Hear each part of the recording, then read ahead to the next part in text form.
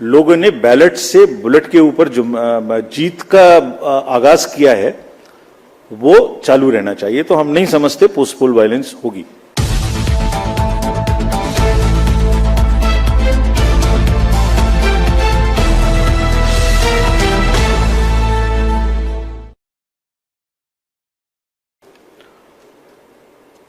आपने बंगाल के बारे में और जगह में plans for post poll violence पूछा।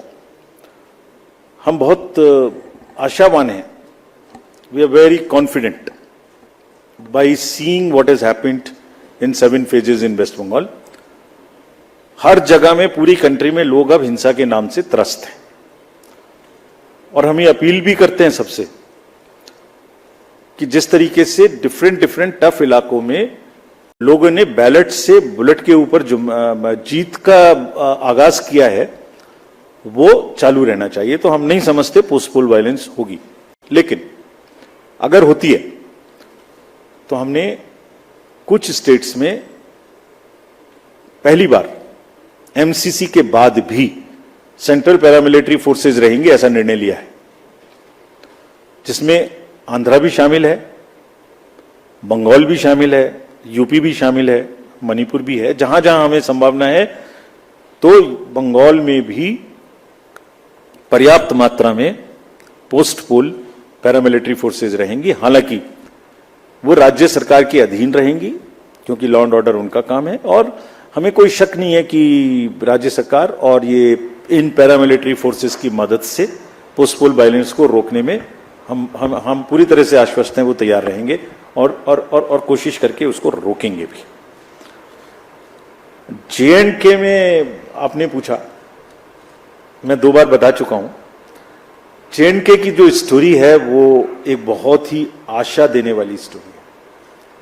LWE एरियाज की, मणिपुर की, इन सब जगहों की जो एक ये दिखाती है कि लोग कितना ज्यादा डेमोक्रेटिक प्रोसेस में पार्टिसिपेट करके आगे आना चाहते हैं। I wish these long queues, वो मैंने एक फोटो दिखाया था बच्ची का, वो जो आंखों में चमक थी वोट डालने के समय में, वो बरकरार रहे, लोग आपस में ना लड़ें और जो उन्होंने इच्छा दिखाई है उसको हम बहुत जल्दी पूरा करें कि वो अपनी गवर्नेंस अपने हाथों में लेके अपने से चुन के कर सकें। We will very soon start that process of assembly elections in JNK। We are very enthused. It is one of our most satisfying moment for all of us, for the entire nation and especially for us in the commission, that we could kind of ensure this and we will start that process very soon.